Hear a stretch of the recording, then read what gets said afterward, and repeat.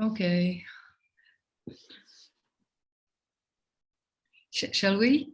Yeah, we can begin, I think. Okay. Yes. Can you just please switch up? Well, because I wanted to see people joining us so that I can say hello to everybody. Mm-hmm. But okay, we can do it even with the presentation on. You're most welcome to join us for today's seminar that we are having in the Center for Advanced Studies in Rijeka.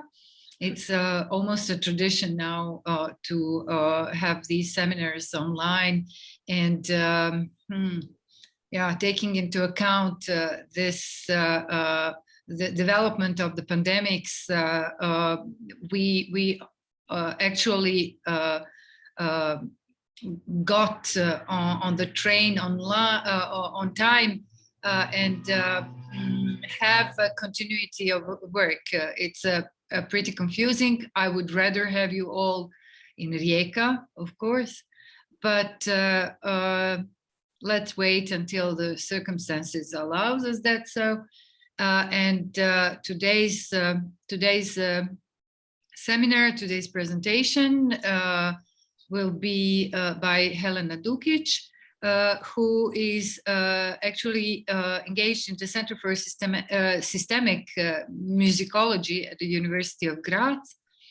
As I said, Helena has a degree in piano from Music Academy in Zagreb, and then continued her work at music and got her BA in music from University of Cambridge, where she actually graduated on the topic of synchronized and asynchronized rhythmic interactions. Very nice title, and I'm looking forward to hear more about it.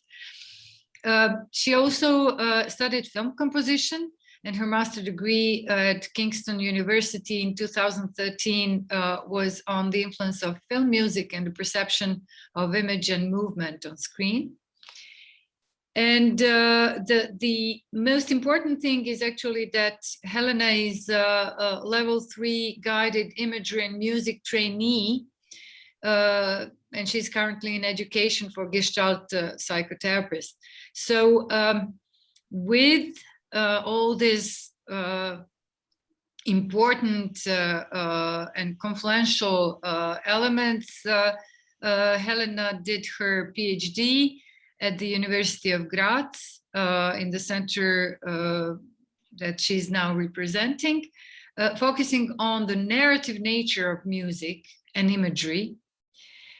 So what we are going to hear today is, I would rather say, a large span of, Helena, your interests, and then how do you apply your knowledge in therapeutical work and also in the research. As Marco Luca said, take your time and your rhythm, probably half an hour, 40 minutes. Then after that, we will proceed with questions and suggestions and comments. And I'm, as I said, looking forward to hear you. Thank you. Great. Thank you, Sanja, for this introduction. I hope everyone can hear me and everyone can see me. I don't know if the picture is a bit shady. I can do this to make it better. It's okay. Perfect. Oh, okay, good. Okay, so today I've decided to talk about this topic, music and meaning. So does music have meaning? If it does, what kind of meaning can it transfer to us? And is it the same meaning for everyone, or is it different for different people? So there are currently many debates on this topic, philosophical debates, psychological debates. So this is actually a question that I tried to tackle in my PhD. We have many sort of theories about this and many questions that surround this topic. So basically one of the first questions that we try to ask is, what is the purpose of music and why do we even listen to it? It's not important for survival. It's not something that is useful to us. So why do we engage in this activity? And does music need to relate to extra musical stories and ideas to be meaningful to us? Or does it simply exist in its own sake?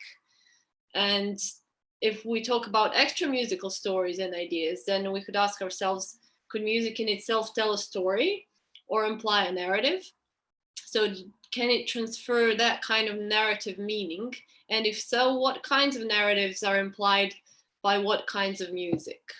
So these are some basic questions that people have been asking for years now, since the 19th century.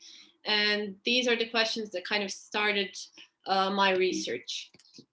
So let me just give you a bit of a background on what has been going on. So in 1995, a researcher called Stern had this idea that basically the idea of a story blueprint is rooted in early human development, in the interaction between the mother and the baby, and this exchange of tensions when the baby is waiting for food and relaxations once it's being fed in parent-baby behavior is actually the root of emotion. So this is where the whole narrative story kind of started. And then people did research on this again, and in 2008 we had two researchers that have come to the following conclusion. So musical meaning could be conceived of as being the consequence of the narrative-like patterns of tensions and resolutions that are embodied in music and that motivate our cognitive and neural responses. So they kind of trace this narrative-like behavior in music cognition that can be connected to literary narratives and all other story types. So there was something interesting in this, and we could say that these two things, narrative and music, are somehow related. And then about 10 years ago, Natjes basically proposed a new idea that mother-infant interaction might also represent a footing of our relationship with music. So it doesn't only represent the relationship through storytelling and to narrative-like sequences, but also to our relationship with music, because in both cases, there is a contour developing in time, which exchanges tensions and relaxations, and which basically takes some time to develop. So on that note, I started my research, and I wanted to kind of explore what is it that connects music and narrative and meaning, and how do we get emotions from music? So in order to do that, I needed something that will link these two separate topics. And the ideal idea that represented to myself was a guided imagery in music therapy. So this is, you can see this picture here. It's a type of music therapy where basically you lie down like this man does here. You listen to different music programs in a state of deep relaxation. And as you listen, certain images and stories develop. So this is all done unconsciously. So it's not something that you intentionally make up as the music goes. It's just natural kind of flow of images that comes with the music. So basically, in GIM, as we call it shortly, clients experience imagery. Images can be of various types. It can be social situations, physical situations, just observing the environment. And these images are evoked by music programs. And this type of imagery, guided imagery, was developed by Helen Bonney. She was a music therapist in USA. And she kind of proposed that imagery has a narrative structure that is related to music's temporal structure. So this also pointed to this connection between music and narrativity, and it also pointed to the narrative nature of music. So this is where we started, and this was kind of like the bedrock of my research, guided imagery in music as a technique. So you can see that these are different kind of portrayals of what people see when they listen to music, because oftentimes in GM sessions when people listen to a certain music program, then they feel like they want to draw what they've experienced. So you can see that these are different drawings that kind of went with different musical pieces that people listen to. And then sometimes people add sentences, thoughts, feelings that come with it. And therapeutically, it's a very useful tool because it allows us to kind of look under the hood and kind of experience the unconscious part of our world. So this is where I started. And the aim of the research was basically to empirically investigate the ways in which music is like a narrative and the ways in which it isn't. So there were all these theories that I've mentioned, but up until now, there weren't actually any empirical investigations that would confirm the connection between the two. So the idea was to basically take like a real life scenario and focus on the listener-centered analysis rather on the score-based study, which is what most music researchers do or did. They focused on what was written on the page. And my focus was on actually the human experience of music. So how we experience music emotionally, how we experience music, how we perceive it in our own heads, in our own ways, rather than just as a piece of score. So in order to do this, I basically conducted 3 studies that were, all 3 were focused on music and meaning and narrative and the link between the 3. So in the first study, I wanted to find out how similar are images that appear in literary narratives like fairy tales, different kinds of novels, stories, and so on, and in music imagery, actually in GIM, so in images that come as a result of music listening. And in the second study, I wanted to see if music imagery actually appears in a narrative form or it appears randomly without any actual form that we can relate to a story or to a narrative. And then finally, my final question was related to lexical meaning of music. Can music communicate a lexical meaning? Can I play something on the piano and then someone will say, oh yes, I know what that means? It's kind of a broad topic, but I'll try to keep it short and relatable. So here we go. This is the first study. So how similar are images that appear in literary narratives and imageries that appear in music? So the aim was to investigate if the music pieces in the so-called nurturing program and death and rebirth program, which are 2 programs from the GIM repertoire, will on average elicit the same types of imagery as other narrative forms do. So I took these 2 programs because they're fundamentally different in nature. Nurturing, as the title says, is supposed to elicit emotions of nurturing, of caring, of some sort of warmth and safety, whereas death and rebirth is supposed to elicit different kinds of emotions, which have more to do with action and with some sort of battle for one's own life, let's say. So I chose those 2 programs on purpose because I wanted to have different types of compositions in the research. So basically, the background to this research was that images found in all narrative forms come in certain categories, let's say. So we could say that all narratives have a setting. So that's a place where the story takes place. It has the protagonist, which is the main character of the story. And then it has other people around, which I called other characters. And because these 3 types of images are so common and part of every narrative that we have, we could call them archetypes, narrative archetypes. And then these images, or archetypes as we call it, they basically appear in 2 opposing archetypal systems, which was proposed by Jung years and years ago. So he said that all these narratives can be basically categorized in either eros or in logos. So eros is sort of passive and nurturing. Later, Stevens called it hedonic. So it has this quality that is kind of like the nurturing program from Bonney's GIM.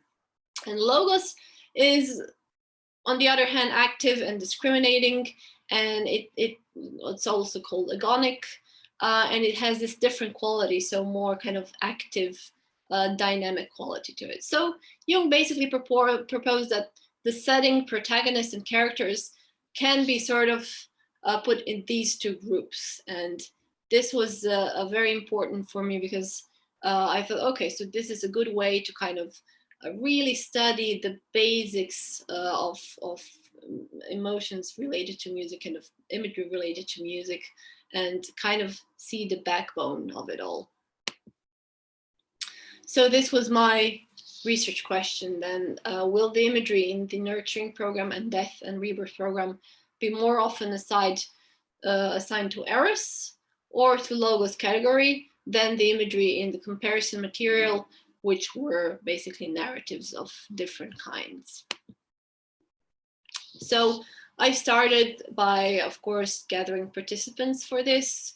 All in all, there were 23 participants that listened to the nurturing program and 17 participants that listened to the death and rebirth program.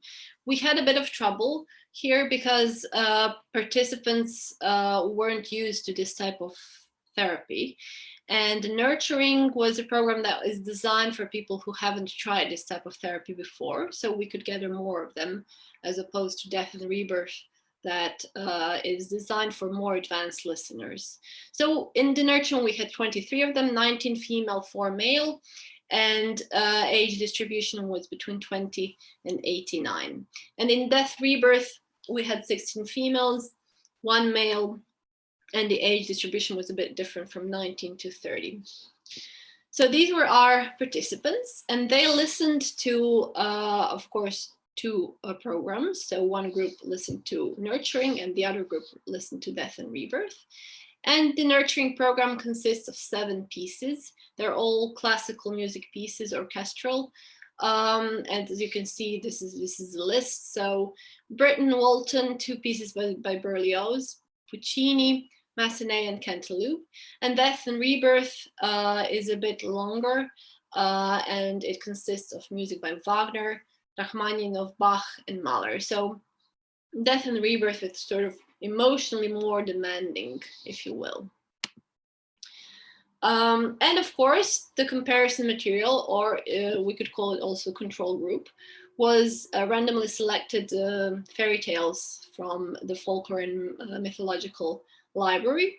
And this is where basically I wanted to compile a bunch of fairy tales that weren't connected in any way. So I've decided to take fairy tales from different countries, and this is the list of countries that the fairy tales came from. So basically I tried to include the whole world and different cultures, and basically just to get like the broad narrative perspective and narrative material.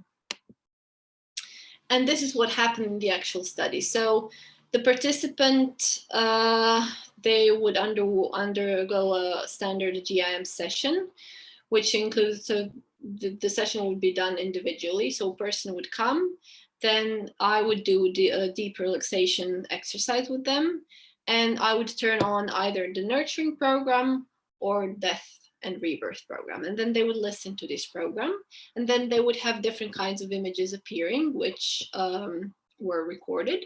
And when the music finished, they had 15 minutes to reflect on the experience and on the session. And the second and the third stage of sessions were recorded and transcribed. And the first was not, because it was not important for the data. So each of these transcripts of imagery was then divided into paragraphs, and approximately each paragraph lasted for about a minute, so 60 seconds, and contained on average 3 sentences of imagery. And the imagery from the GIM transcripts and from the comparison material, which was the fairy tale, was then analyzed. and it was coded to appropriate archetypal categories by coders.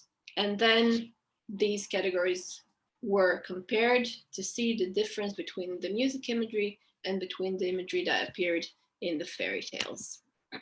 So this is how we categorized the imagery. So we had three narrative archetypes, as we call this, so setting, protagonists, and characters. And each of those categories had subcategories of flora, fauna, events, and structures. That was kind of the setting. The protagonist, we looked at their feelings and their actions, and the characters that surrounded the protagonist. And then each of these subcategories was then divided to either eros or to logos, depending on their actual feel and on the organization that Jung proposed in his writings. So that was the way we categorized the imagery. And then the coders had the task to basically evaluate each paragraph of every transcript and assign each paragraph to one of these categories. So we had 5 coders in order to be kind of independent and to get the most logical and rational response. And basically they identified the main object of the protagonist's attention in each paragraph, and then they had to categorize the subject to the 7 subcategories that you saw in the table. And they did the same thing with the comparison material, so with the fairy tales.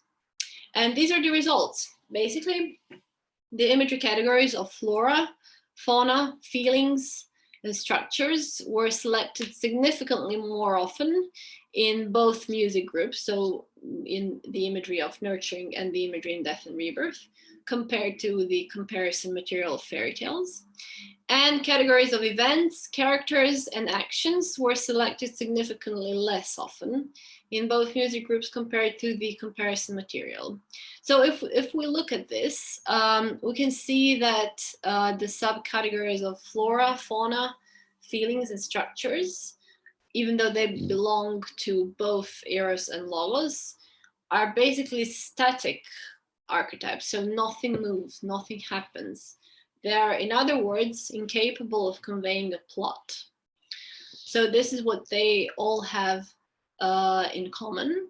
And this is basically, it tells us something about the nature of music. It tells us that even though music pieces and narrative forms are capable of eliciting narrative types of both eros and logos qualities, the dominant category in music is plot static, which means that they don't generate active relationships between characters. And music has this psychological function, in other words, of creating an emotional and scenic background, but it doesn't really drive the narrative plot as much as literary narrative might. So music, although capable of eliciting narrative archetypes, is fundamentally different from a narrative form because it serves more this emotional and scenic kind of background than it does to drive the plot forwards. So that was the conclusion of the first study. And then I wondered, well, can this music imagery appear in a narrative form? In which form do these images appear to people? Are they random, or do they have some sort of, like beginning, middle, and ending that resembles the narrative? So I had 2 research questions in this. Does music imagery appear in a 3-part narrative form? And which music features elicit this narrative form of imagery? So what is it in music that actually drives this narrative-like sequence that appears? So firstly, I wanted to see if imagery even appears in a 3-part narrative form, or if it's random. And to evaluate this, I wanted to find out, okay, what is the structure of a literary narrative? Is there something that we can say that's common to all literary narratives? Is there like a common form? So I had a look at what other people wrote about narrative forms, and Aristotle was basically the first one who kind of dealt with that topic. So he proposed that every narrative has a beginning, protasis he called it, then the middle, epitasis, and catastrophe at the end. So there is some sort of three-part form going on there. Then I had a look at the more recent research. Freytag proposed the 5-part structure: exposition, raising action, peak, falling action, and denouement. But as you can see, there's also this kind of 3-part structure-y thing going on that has a beginning, it has middle where action happens, and then it has falling action and end. And then lastly, I had a look at Field, who also proposed a 3-act structure: a setup, confrontation, and resolution. So all in all, we could say that yes, there is a common form of narrative. And from this, basically, there came up 2 imagery types based on passive and active archetypes from literature.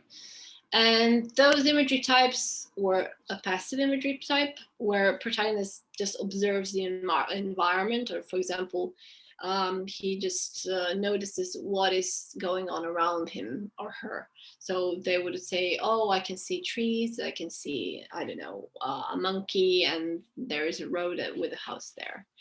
And the other type of imagery was active, where the protagonist actually acts internally or externally. So that means that the protagonist either runs, does something, or acts internally by thinking, feeling, or any other internal activity that they do. So basically, based on the 3-part narrative form, we've established 2 types of imagery that might appear: passive and active. So basically, the method that we use to evaluate the form of the imagery was that we took the data from the first research study. So we basically took the imagery that we already had from the 23 participants of the nurturing program. And we basically categorized it in a different way. So instead of categorizing it to narrative archetypes of setting, protagonist, and characters, we categorize it to either passive imagery or to active imagery. And we used 3 different coders this time that had the task to basically look at each paragraph of the imagery transcripts and to assign it to either passive or active imagery. And these are the results. So you will see 7 types of tables, 1 for each composition of the nurturing program. And the red line represents the action imagery that appeared in the piece, and the green line represents the passive imagery that appeared in the composition. So you can see that there is a clear kind of, at least in Britain, a clear 3-part narrative form where you have dominantly passive imagery at the beginning, and then in the middle, active imagery appears, and then it goes right back down at the end, and passive imagery then becomes dominant at the end again. This is the second composition in the nurturing program by Walton, which is very repetitive and very kind of calm and nurturing. And you can see that there is no active imagery in it at all. So the passive imagery is dominant throughout the whole piece. Berlioz had some sort of a 3-part narrative form. As you can see, the action, the imagery kind of prevailed here in the middle, and then passive imagery came back at the end. Same thing with the other Berlioz piece. So there are 2 occurrences of active imagery in the middle, and then there is passive imagery at the end again. Puccini, again, a very repetitive piece, also had passive imagery prevailing. Massenet had a spike of active imagery right at the end, but not entirely at the end. And Cantaloupe had a classical sort of three-part narrative structure where action happens in the middle. So what have we learned? Basically, the three-act narrative structure was found in Britain, in two pieces by Berlioz, in Massenet and Cantaloupe, but it wasn't found in Walton and Puccini. And we kind of thought, okay, so why is this? And I think Natiez basically sums it up the best one. He says that contrast in successive music features makes listeners more likely to hear music in terms of a narrative. And if you look at the pieces that really appeared in the three-act narrative structure, Britten, Berlioz, Massenet, and Cantaloupe, they did have very contrasting music features that appeared one after another and obviously triggered different types of imagery, whereas Walton and Puccini were repetitive pieces that didn't really have that contrast. So most people basically reacted in a way that they didn't have the middle part of a three-part narrative form. They didn't have the active part of the narrative in them. So then I asked myself, well, which music features contributed to the elicitation of passive or of active imagery? And basically my aim was to predict the occurrence of passive and active types of imagery using different music features extracted from the nurturing program. And again, for imagery data, I used the data that I already had. So the data from the first research study from the 23 participants that listened to the nurturing program. And I used the categorization that we already have. So the one that you saw into passive and active imagery types. And for music data, I extracted the music features from the nurturing program using MIR Toolbox, which is a very useful feature that can extract numerical data about the music, so that you can actually do statistics with it instead of what mostly people did up to now, and that was to describe different musical elements using words. So we actually had numbers here. And I've extracted event density, which means how many notes appear per second in a certain part of a piece that you're interested in. Pulse clarity, how clear is the pulse or the rhythm of the piece. Interval size of the melody, which means what is the difference between two successive notes? How far apart are they? Are they one next to each other, or is there a jump, or how does the melody look like? Dynamic change, do we go from really quiet to really loud, fast or slow, and how this happens? And harmonic rhythm, which means in which speed does harmony change, what harmonically goes on in this piece. So those were kind of the five basic, let's say, musical elements that I had a look at and that I extracted from the nurturing program. And then the music data and the imagery data were extracted, and basically I did the multiple linear regression analysis with this data, where my independent variables were the music predictors, so event density, pulse clarity, interval size of the melody, the change in the dynamics and harmonic rhythm, and dependent variable was passive or active imagery. So I wanted to see how these five predictors, how well can they predict the elicitation of passive or active imagery. And basically what I found out is that in the instrumental pieces, the most important predictors that predicted the occurrence of passive or active imagery were event density, interval size of the melody, and dynamic change. And interestingly enough, the vocal pieces didn't show a consistent significance in coefficient values. So we don't know what is actually going on in vocal pieces. And this is probably due to the appearance of human voice that has a very emotional significance to most people, and it messes up the data. So different rules are valid for vocal pieces that still needs to be looked at. So we don't know how this works exactly.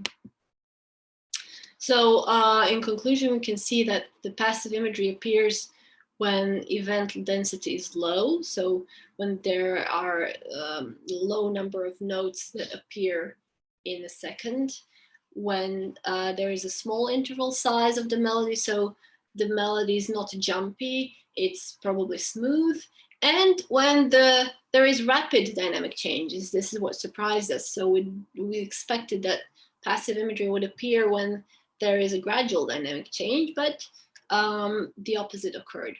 And active imagery would appear when there is high event density, so many things are going on at the same time. There is a big interval size between the successive notes of the melody, so you could say that the melody is jumpy.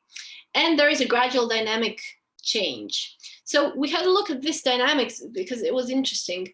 And the explanation that we came up with is that probably what happens is that rapid dynamic changes cause the participant to shift their attention rapidly from one object to another.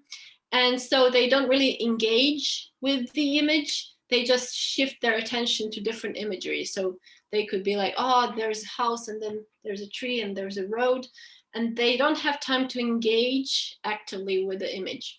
Whereas gradual dynamic changes sustain a particular image for a longer time. So the attention stays on one image, and then the listener has time to kind of actively engage with this image and to show some sort of active action, either emotional or physical. So that was the explanation.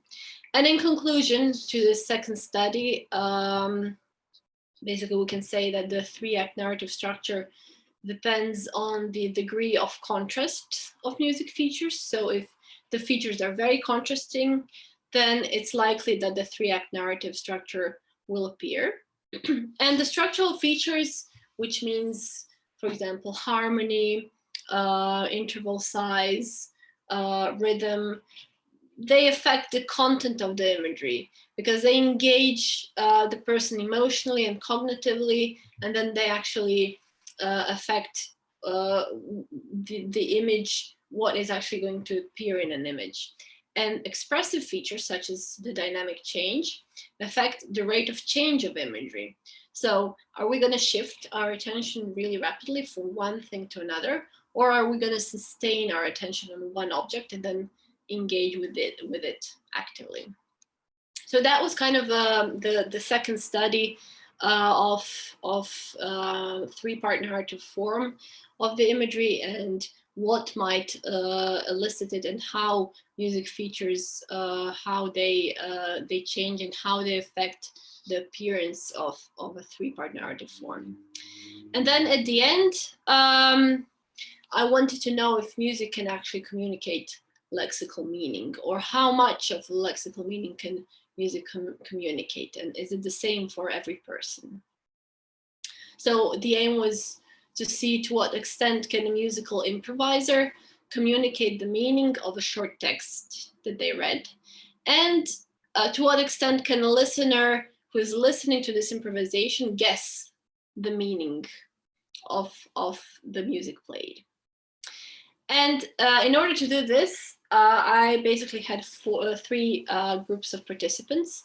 I had 4 pianists, 2 female, 2 male. They were very experienced, but they weren't really experienced improvisers. And they did the music improvisations on the piano. And then I had 17 school children, 6 female, 11 male. And they had some musical training, but not really. And they participated in the study during a regular school day. And then I had 3 coders who were undergraduate psychology students. So this is what we did. The materials were 9 haikus because we needed short sort of texts that could convey a clear meaning. And 3 haikus were about animals, about a horse, a snake, and a bird and their movements. 3 were about emotions. So first was confident, second one was caring, and the third one was playful. And 3 were about natural environments, a sun, lake, and a mountain. And they were all extracted from the Haiku Foundation digital library. So these are the haikus. You can have a look. So the movement haikus kind of focused on the movement of the animal, what was specific for a horse, what was specific for a snake and for a bird. Emotion related haikus kind of talked more about the emotional side. So the first one was called Logos, second one Eros, and then we had one for a child.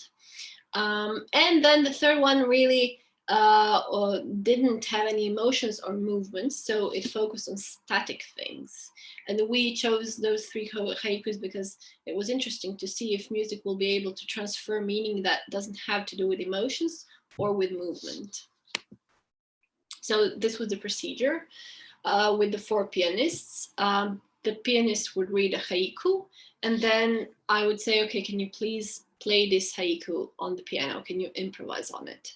And the improvisation was recorded. And after that, there was a short interview where I asked about the feelings about the theme. So I would ask, for example, oh, can you describe what you wanted to achieve with this improvisation? How did you imagine that the theme of your haiku moved, or how did you imagine that the theme of your haiku felt? So they talked a bit about this, and then they had to relate it to the musical structure. For example, one pianist said, oh, I'm scared of snakes, and I think they're evil animals, so I've decided to put in some dissonance and ugly chords and a minor mode to describe my feelings about how I feel about snakes. And then the same was done for all 9 haikus, and they were, order of the haikus was random, and it was different for each pianist. And at the end, they were also asked what was the easiest and what was the hardest haiku to improvise on and why. And in total, it lasted for 1 hour per pianist. And then once we gathered the 36 recordings, they were played for 17 school children to hear. And after each recording, I would ask the child, okay, can you tell me what's this music about? Can you give this music story a name? And then I asked them also, why did you choose this particular name? And I asked them to describe the feelings and movements that they imagined the music portrayed. And altogether, with 17 school children, we had 612 short statements. And kids would say things like, oh, the music reminded me of an elephant because it sounded like elephant steps, and they were slow and they were heavy and steady, and the low notes were a bit scary. So this reminded me of an elephant, and that's why I named this song An Elephant.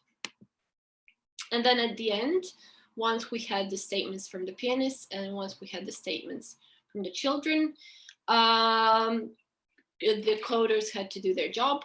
So for each statement, each coder had to assign 1 emotion from the list, either happiness, sadness, anger, fear, surprise, or disgust, and 1 movement type from this list, which was either it moves fast or slow, regular, irregular, up, down, big, small, smooth, or rough. And for each haiku, 2 types of statements from pianists and from children were coded, with the number of times the pianist said it expressed happiness, sadness, anger, fear, disgust. And the same thing was done with the children's statements.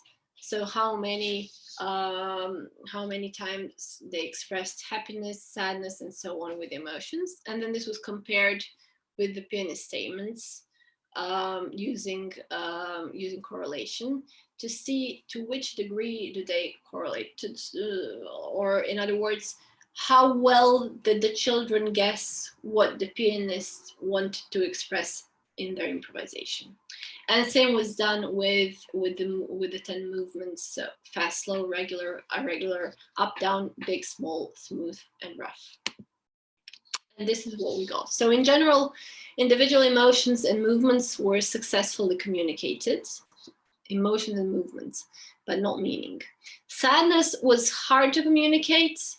And also regular movement and smooth movement was hard to communicate. And as I said, listeners couldn't actually guess the theme. So they would guess the movement of the theme, they would guess the emotion of the theme, but they couldn't actually guess that this was a haiku about a horse, or this was a haiku about a mountain. Snake, Frozen Lake, Earth, and Child were the hardest haikus to improvise on.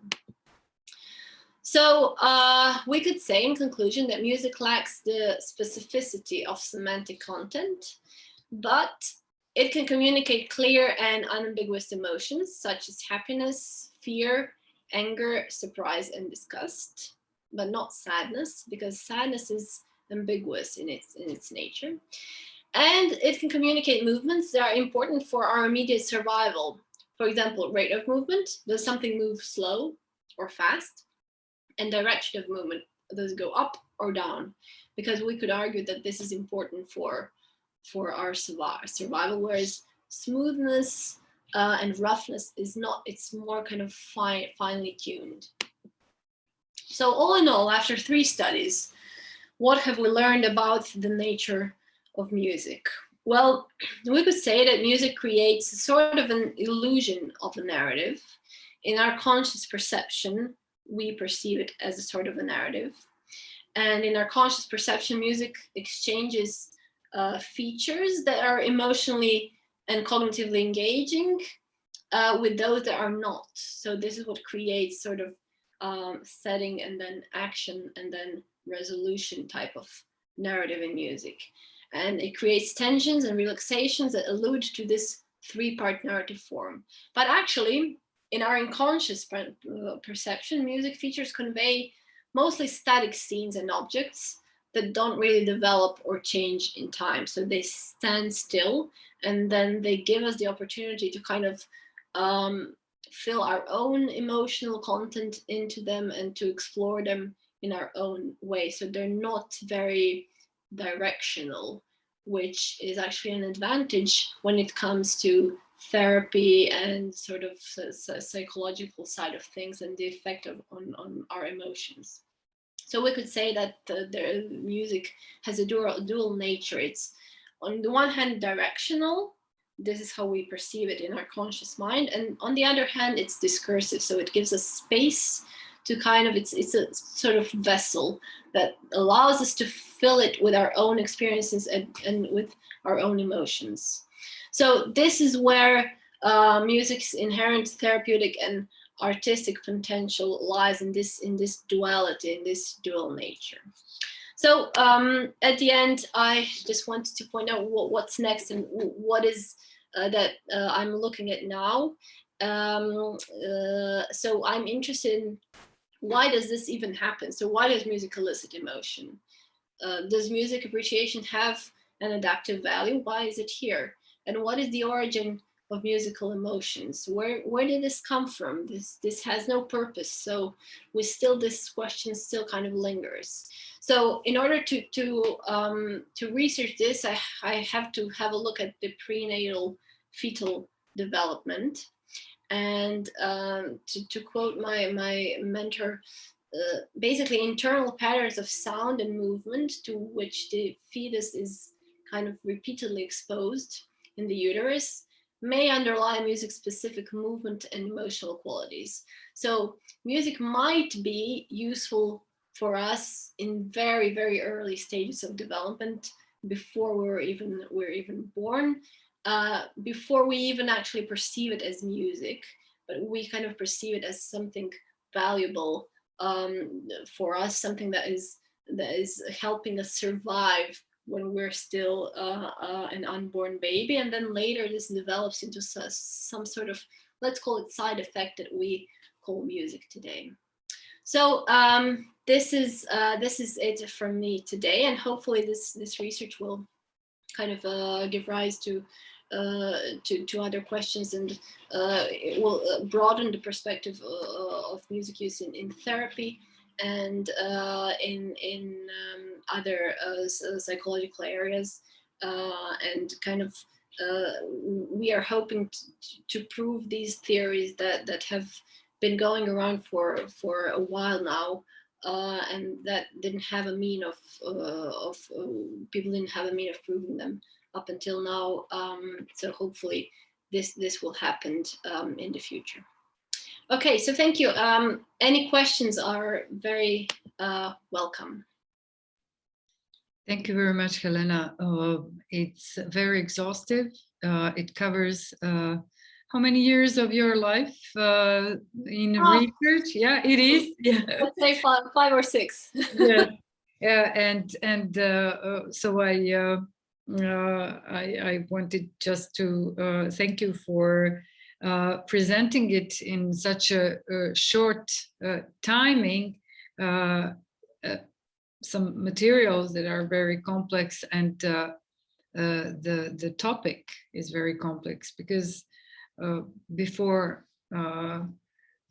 we go on with the questions and into the material you presented, I may ask you, what about the sound as such? What is it that we have even before coming into a formal understanding what the music is? Mm. And what is it that we had, especially in first part of the 20th century, and then through electronic music even more, in dodecaphonic music, when there is no harmony, when there is no gentle entering into a sound? Yeah, I mean, sound as such is a very, very interesting area of research, and this is what I'm planning to do next. So my focus will be on how we and why we perceive sound emotionally. And some of the theories that are going around right now are actually because sound is of survival value while still in the uterus, because as the fetus develops and as the mother's emotions change, the intrauterine environment, sound environment changes. So we learn through the pregnancy to kind of respond to these things that go on around them, because when the mother's emotion change, the first thing that the fetus will experience is change in its sound environment. For example, the heart will go faster, the breathing will speed up, and that will be kind of a cue for the fetus to know that in a few minutes there will be a hormonal change, because hormonal changes come with emotional changes. So the sound is kind of like a preparation for the fetus. It's like a warning sound. Then we learn to associate this sound with the change of our emotion. So this happens repeatedly throughout the pregnancy. And then once we're born, babies are already kind of born with this pre-exposed idea of music, because we've been exposed to sound since the 5th month of pregnancy. So that's kind of the idea that we want to look at. And of course, it does relate to the early 20th century music and with the whole atonality, because those compositions are basically, they're dissonant, so they're not easy to listen to. They're not something that you're gonna sing on the street. And usually sounds that are not easy to remember or are not pleasant for us mean danger. It's something that we don't want to happen, so we run away from it. So it's interesting how maybe we can link it also to what has been going on at the beginning of the 20th century. In the world, there were all these wars and changes in society. So if you look at the other movements that happened in other sort of artistic areas, expressionism, it all kind of came out of this idea, let's talk about the ugly, and let's talk about what makes us feel unease.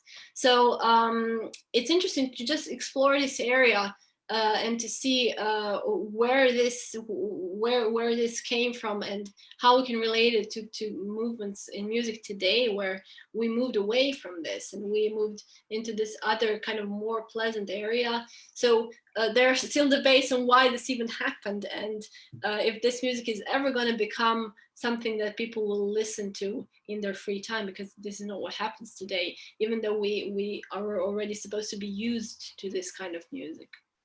So it's interesting. Yeah, it definitely relates to the origin of sound and how we perceive sound emotionally. And yeah, hopefully this is something that we'll find out. Thank you. Thanks. I have a lot of questions, but first I will leave others also to. Sure, yeah. Mm. Come on, Tino. Nice to have you with us.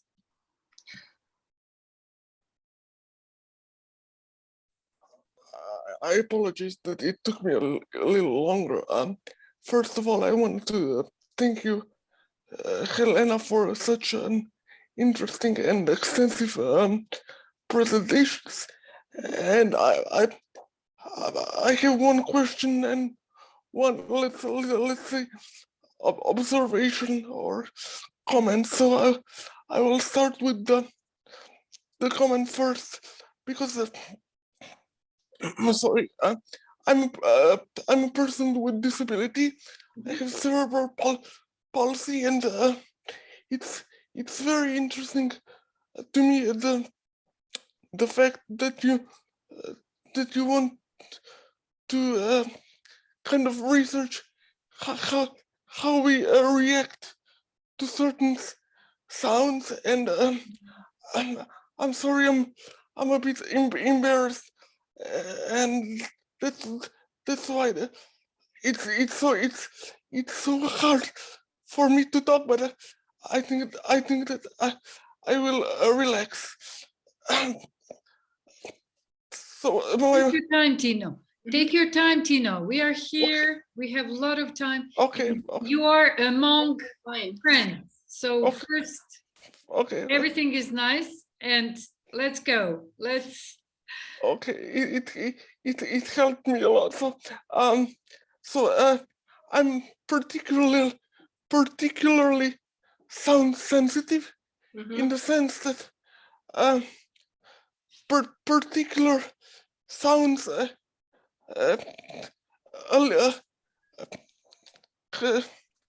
my god, I'm missing the word.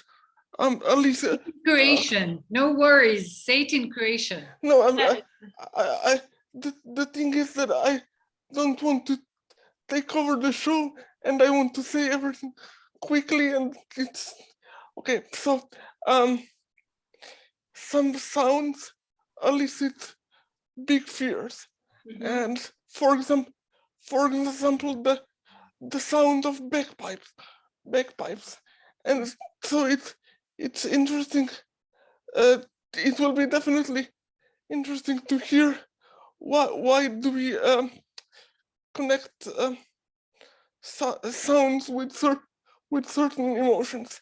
And the question that I want to ask is, are there any researches that connect the musical imagery that you mentioned with other music genres? So yeah, thank you for your question. It's really interesting. Actually, there is new research that connects music imagery with other music genres. So people have been trying this out. So we started with classical music, because classical music kind of draws you into this world that's very complex and it's very multi-layered.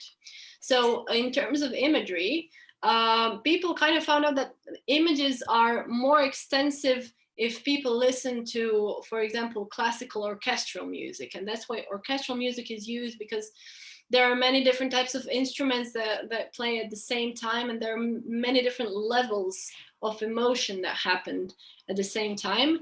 And this seems to trigger a more kind of wide array of images. And so people have been doing that for years. And then as this type of music therapy spread, then other people who were not classically trained musicians wanted to take part in this. And sometimes for them, listening to 30 minutes or 45 minutes of orchestral classical music seemed a bit too much. So people started adopting these programs, and then they would say, oh, okay, so let's try out listening to, for example, world music, or let's try out listening to ambiental music, because it's very important for music not to have words, because if music has words, then it will input images in our heads that maybe have more to do with the composer than with our own inner world.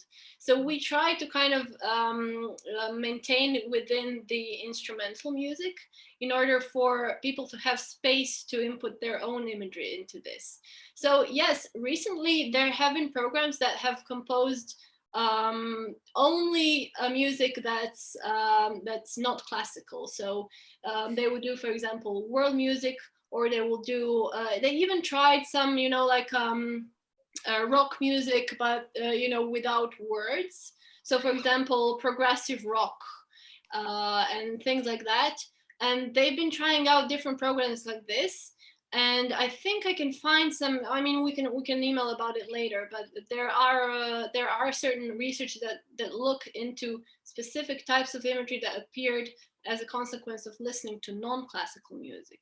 But this is at very, very early stages still. So there's not much research yet, because people haven't really done any, you know, like empirical research on this. Most research about music and imagery was done, you know, people would write about their own experiences, and we didn't really have, like, you know, many participants. So this is a field that is starting to develop.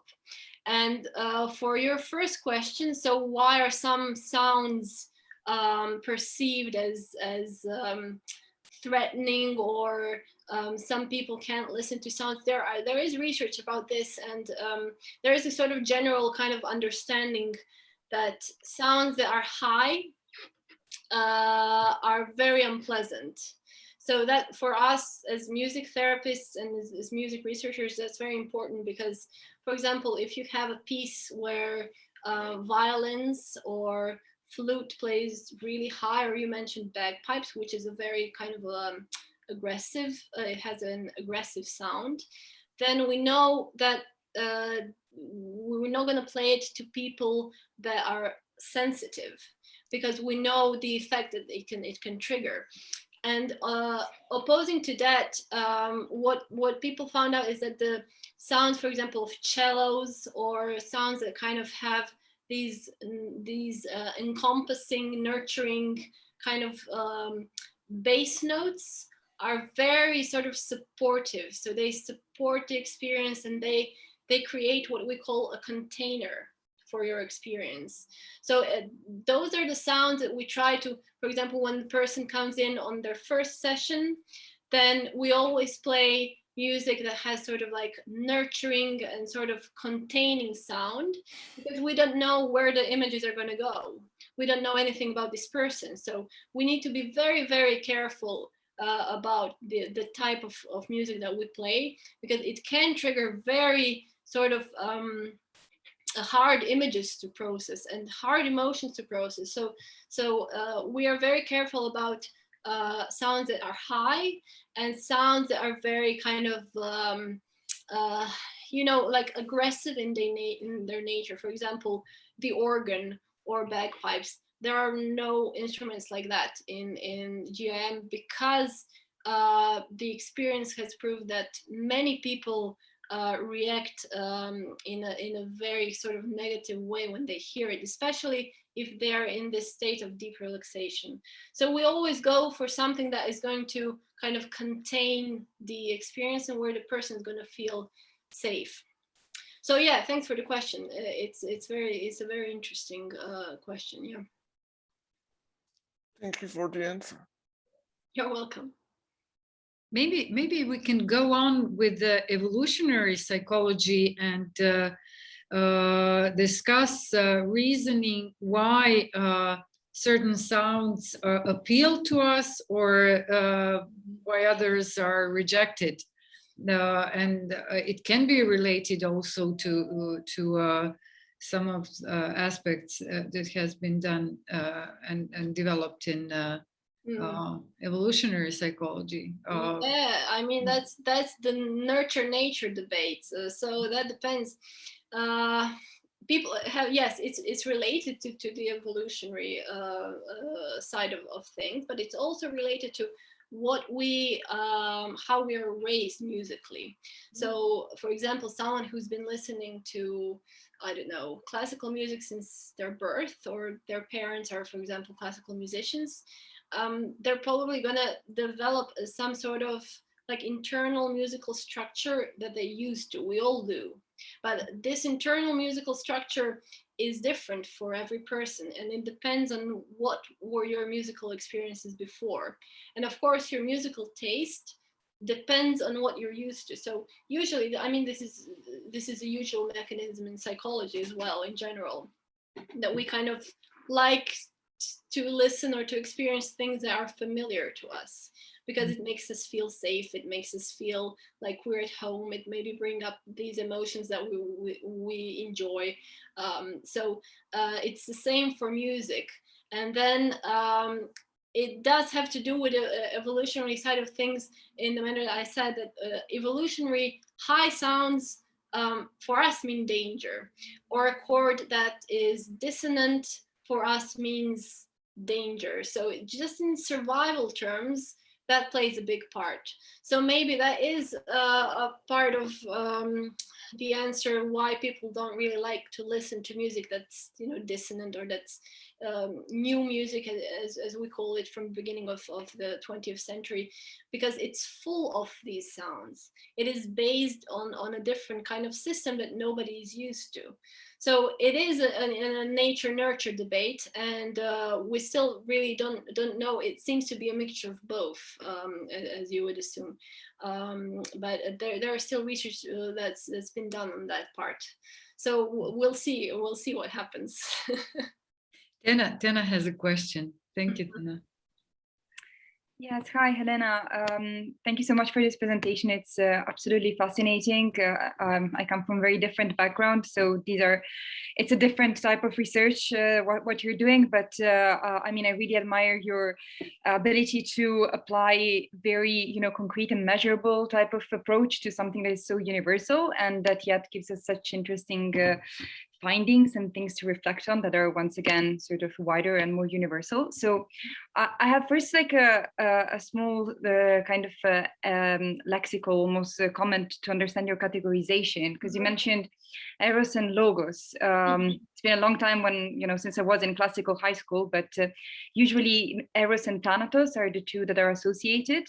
So I just wanted to ask you, since also your categorization of the music that was more towards the nurturing side that you associated with eros, and then you had the other music part that you chose that was about death and rebirth. So how come did you not associate thanatos to it, which means death? And why did you pick logos? Just if you could explain better what are the philosophical kind of underpinnings of it and what this tells us about your findings. So how come logos is the one that is associated with action, etc. Just sort of for me to understand better what are the underpinnings of it. And then your findings really resonate a lot with I think the experience of all of us in general. I mean, that music kind of is able to expand your inner universe in a way of that everybody of us basically gives the meaning to what they feel through music. So I was wondering, is it also possible for music to subvert that, aside from expanding our universe, also to control it? So I'm thinking about, you know, music such as, I don't know, military music, or perhaps even discotheque, you know, clubbing type of rhythms. So is that something, you know, that already is an area of research, or perhaps something that could be investigated as a follow-up to your research in terms of a dichotomy of you know, this type of music that you analyze, that is able to sort of expand us, to sort of to make us bigger and freer, as opposed to something that is able to control us? Yes, thank you for your questions. They're both really, really good questions. I'm going to answer the second one first, and then I'm going to turn to the Thanatos thing. So yes, I mean, this is the question of what I mentioned before, of question of being contained. So what does it mean for music to kind of contain your experience? It does mean in a way to kind of limit it, or to kind of be very directional. But also it's a sort of like, you know, like a safety net, because what happens in this music and imagery sessions is that sometimes we don't know what people carry with them, what kind of emotions they're going to come with, what are we going to dig up. So at the beginning, before you know the person, it's very important to kind of play it safe, if you will, and to offer them, we call it a small container. There is music that kind of has a small container, so it is more directional. For example, that would be Mozart, that would be Beethoven, early Beethoven. So music with much of which with structure, if you will.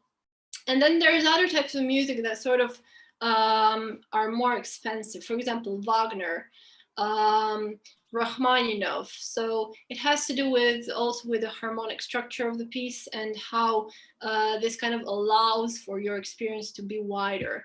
And if you refer to contemporary music like pop, rock, techno, that music has a very kind of directional nature, especially if it has words, because then it kind of guides our experience in a very kind of clear line, which is for some cases good, for some cases it's not. It all depends what you want your client to achieve and what your client is working on. So we play here with different kinds of music, because music is our co-therapist. It kind of it helps the client build the experience. So yes, it is usually what happens is that we kind of start slow with a small container, with a bit of Mozart, Haydn, kind of classical composers like this, that hold the experience tightly. And then as we see what we deal with, what kind of images appear, what kind of emotions appear, then maybe we'll throw in a bit of late 19th century music that has kind of a more extensive tonal range and more instruments and so on, to expand the experience a little bit more. But it's also very important to always have this kind of background that holds the experience. Otherwise, what happens is people often go into imagery that they're not ready to explore. And it's very hard for them to then come out of this image in a constructive way. And then sometimes what happens, you have to stop the session and sort of do the kind of unwinding of the experience. So as a therapist, you don't really want to end up in that. So as a therapist, we work very, very, very carefully, because you don't know how the music, what kind of effect is going to have on the person. So it's usually for, as you mentioned, the contemporary music styles. I mean, they are basically the safer option, because they have a smaller container. So they will contain the experience in a more tight way, because usually the rhythm is very clear. The harmonies are not that complex. So that kind of doesn't give the person much, space to kind of wiggle about. So their imagery is probably going to be kind of safer and more contained. So we play with this. And then once we know what is happening with the person, what kind of client are we dealing with, then we might try something else. And that's why in my research, it was very difficult to find clients who can be put, for example, in death and rebirth situation, because that is a program that has a huge container. So it gives the client a lot of experience to explore all kinds of imagery, which sometimes can be unsafe depending on the mental and emotional state of the client. So yes, this is something that needs to be thought of a lot, and needs to be kind of explored. And it would be interesting for next research to address other types of music, other types of programs that maybe have smaller or bigger containers, to see how the imagery changes. But it is a lot of work. So it would have to be compared to the results that we have now. And of course, I mean, it's very interesting, but I'm hoping to do this, maybe like within my lifetime. So yes, and the first question was about Eros and Thanatos, yeah. So yes, we were aware of that division, and Thanatos is death. So we kind of had a look at what would be the opposite of, and Eros is kind of life. So it is the pleasurable bit, that's something that borns life, something that is creating some sort of let's say new living, if you will. And yes, opposed to that, one type of opposition would be death. But there's also this other side of Eros, and this other side of Eros is this kind of nurturing side, the side that kind of takes you and then takes care of you and cares for you and provides this sort of motherly attention. And the opposition of this would be something that is driving the action. And we thought that Thanatos is not really driving the action, it's more stop of all action. So in terms of our kind of research needs, we wanted to have a look at these two oppositions. One is no action, and one is action. And if you compare this to Thanatos and to Eros, it's not exactly the categorization that we were looking for. And then we had a look at Jung's writings, because we dealt with archetypes, and we noticed that he spoke of Thanatos and this whole death instinct idea.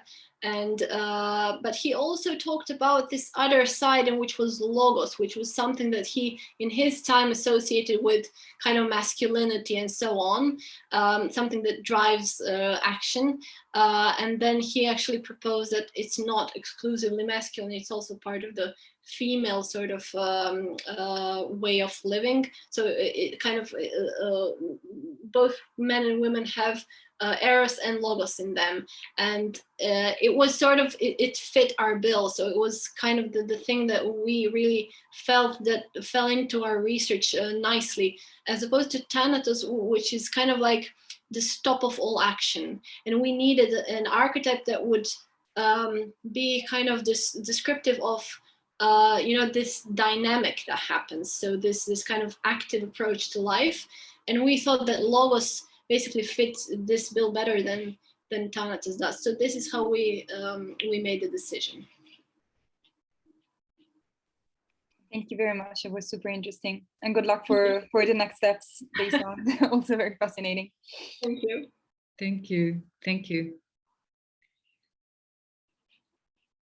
You should join us, Helena, especially when you are going to Lošinj, because the University of Rijeka has its premises in Cres, city of Cres, in the Moise Palace. So. Oh yeah, I saw that on the website. Yeah, I thought, oh my God, how did I not know this? Because I go to Cres. Yeah.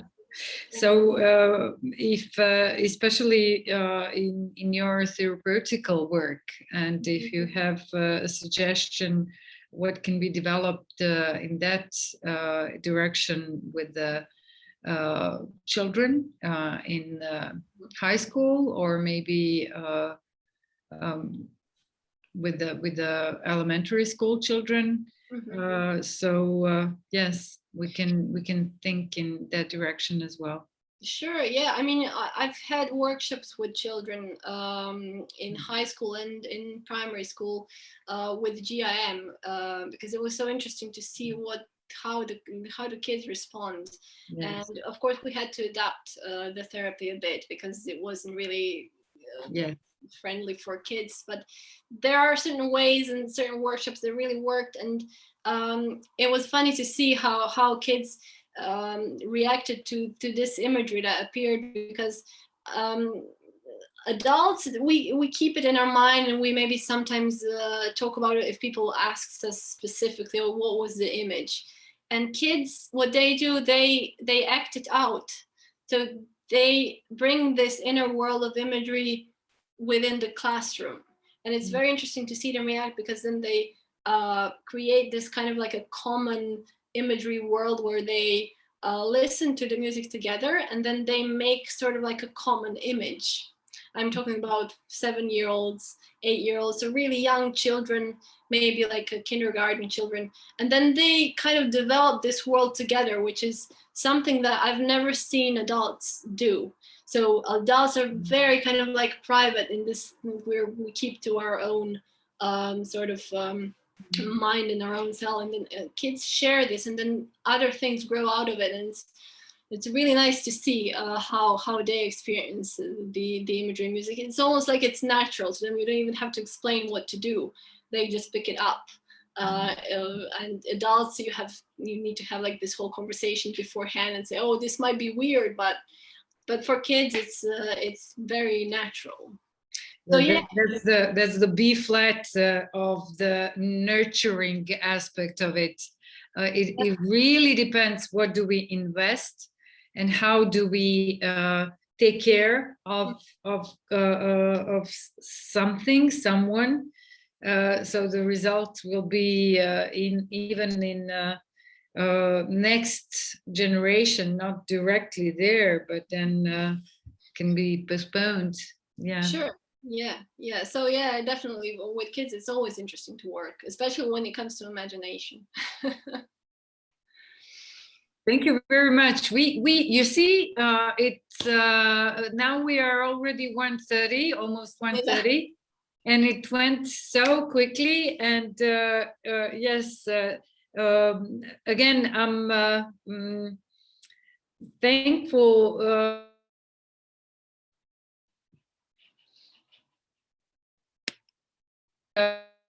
We will have the opportunity to